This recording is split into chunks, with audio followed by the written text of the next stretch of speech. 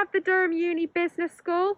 It's right next to Van Milder, which is just down the road. So for anyone doing business, this is probably where you'll come for some of your seminars or tutorials. We're now in front of the new Computer Science and Maths building, which is at the top of the hill above the science site. It's not yet opened, obviously. It was scheduled to open at the start of this year, so hopefully it will be open during the year. Okay, so here we have the bioscience building behind me, and just to my left down the road we have psychology. So if you study biology, you'll probably come here to do some of your labs and maybe some of your tutorials. So here is the psychology building. So here we're at the top of Cardiac Hill, which is named because of its tendency to send the people going up it into cardiac arrest. But fortunately the buildings that we've just shown you are ones that are accessible from Trevs without going through here, and this is the route downwards to the science site. This is the view from the bottom of Cardiac Hill. Notice you can't see the top.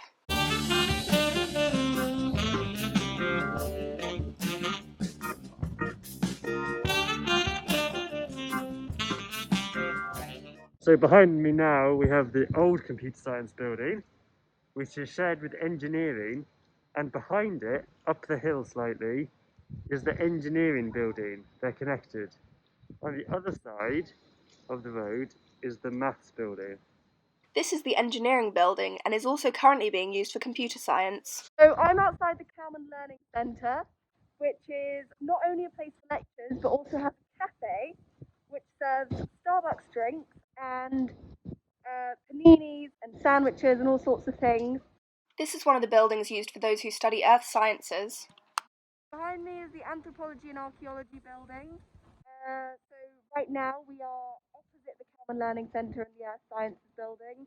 So as you can see, everything in the science site is pretty centrally located. Nothing's more than about 30 seconds away from the rest of the science site. So lectures here are pretty easy, other than the content. This is one of the many entrances to the chemistry department. It spans quite a lot of the science site, and you'll come here for a lot of your lectures, probably all of your tutorials and labs as well.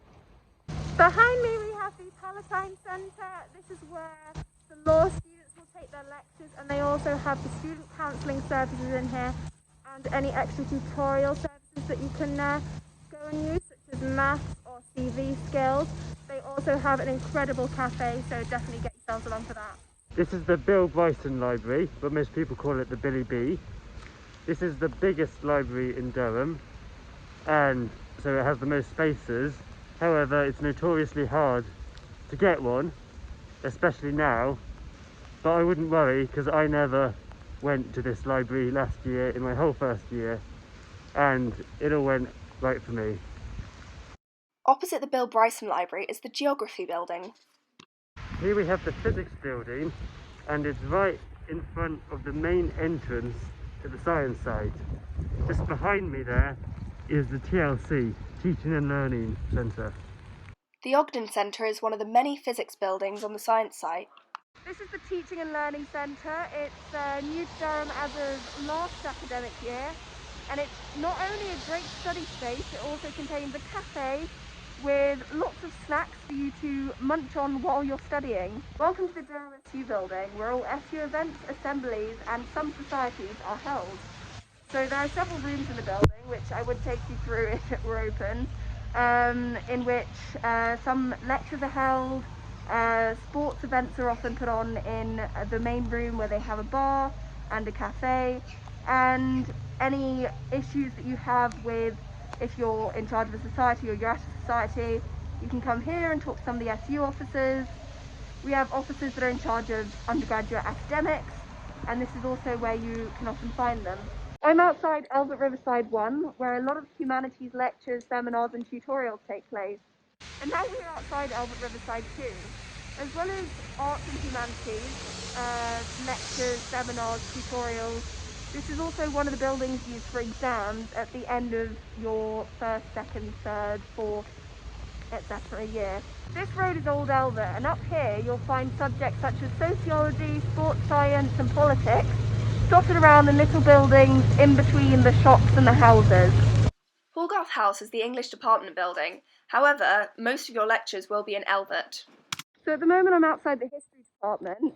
Now, as with a lot of humanities, they have their lectures all over the place. But a lot of tutorials and seminars and some lectures in your second and third years will be held here.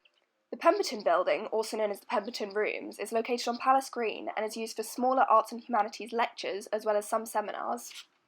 So this is Abbey House. This is where a lot of the theology seminars and smaller lectures will take place, especially if you do a language or if you're just in a smaller module in general.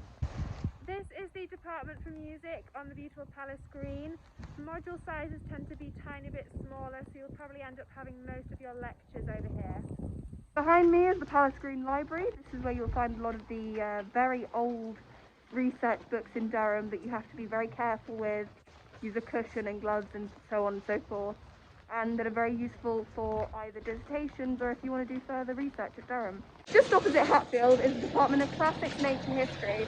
If you study classical languages of any kind at university level, they'll probably be in this building. And if you study any kind of classical civilization, a lot of the lectures and seminars are held here as well. This is the School of Education, which is located next to Hill Bede.